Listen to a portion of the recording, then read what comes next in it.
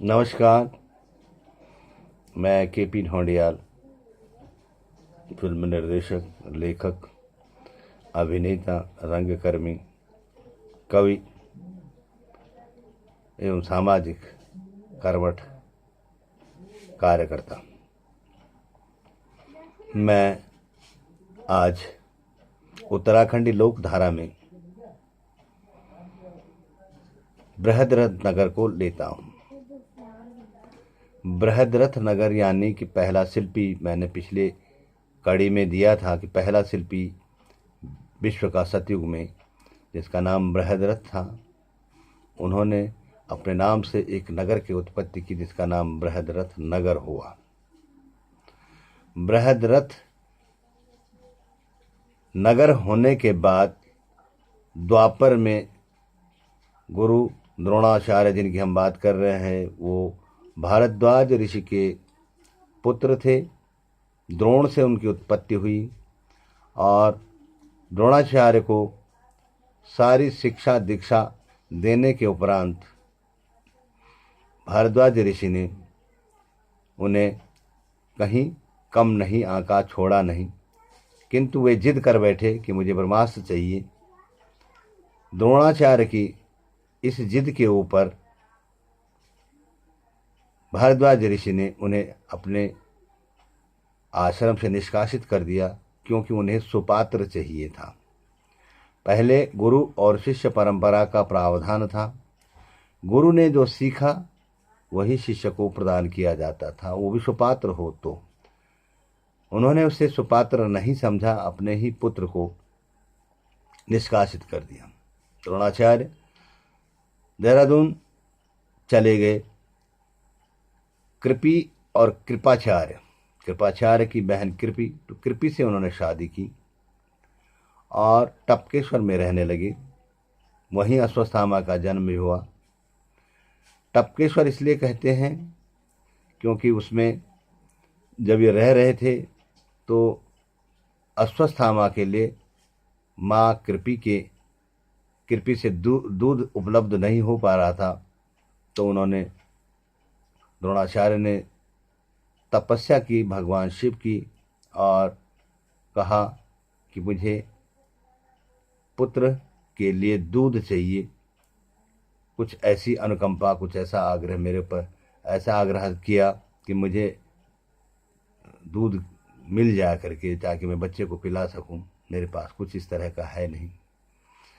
तब भगवान शिव ने प्रकट होकर के कहा तथास्तु, और टपकेश्वर में जो मंदिर गुफा जिसके नीचे शिवलिंग बना हुआ है, उस शिवलिंग में आज की तारीख में कभी कभी जल टपकता है। लेकिन एक ज़माना था द्वापर का, जब उसमें दुग्ध धारा निरंतर बहती रहती थी उस शिवलिंग में, और उसी दुग्ध धारा को अश्वत्थामा को पिलाकर उन्होंने उसकी भूख प्यास मिटाई।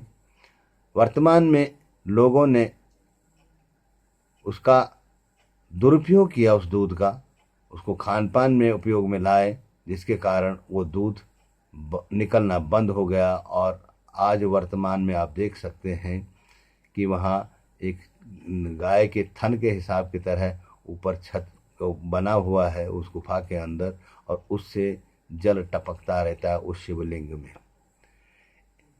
तो देहरादून ऐसे भी एक ऐतिहासिक नगरी रही है। बृहद्रथ नगर से द्रोणाचार्य के नाम पर द्रोण नगरी हुई। 17वीं शताब्दी में गुरु राम राय, सिखों के 7वें गुरु के प्रथम पुत्र, बहुत आध्यात्मिक प्रवृत्ति के थे। हुमायूं ने गढ़वाल नरेश से आग्रह किया कि इस आध्यात्मिक गुरु को आप शरण दीजिए, इसे जगह दीजिए। तो गढ़वाल नरेश ने पूरा देहरादून, जो आज वर्तमान का है, ये गुरु राम राय को आश्रम के लिए समर्पित कर दिया। डेरा डालने से डेरा हो गया, और द्वापर के द्रोण के शब्द को जोड़कर देहराद्रोण हो गया। देहराद्रोण का वर्तमान नाम देहरादून हो गया भ्रंश के रूप में, और आज दून के नाम से इस शहर को जाना जाता है। यहाँ गौतम ऋषि का आश्रम था। यहीं चंद्रमा और इंद्र ने गौतम ऋषि की पत्नी अहिल्या के साथ में छल किया।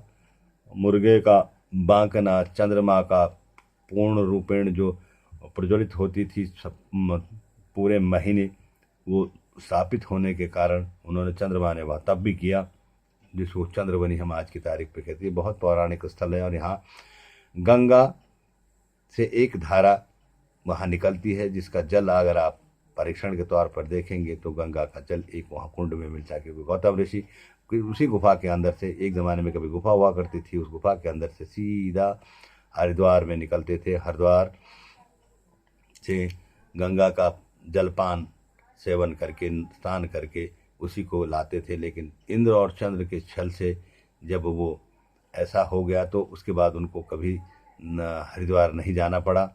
और आज भी एक धारा चंद्रवनी में अंदर ही अंदर कुंड के रूप में मिलती है, जिसमें गौतम ऋषि तप करते थे। अंजनी का जन्म भी वही, अंजनी यानी कि अहिल्या की पुत्री, जो गुफा के अंदर रहती थी, जिसने मनुष्य को कभी देखा नहीं और न देखना चाहती थी। वो रात में ही सारा अपने कार्यों से निवृत्त होती थी और अंदर ही सारा कुछ छुपी रहती थी।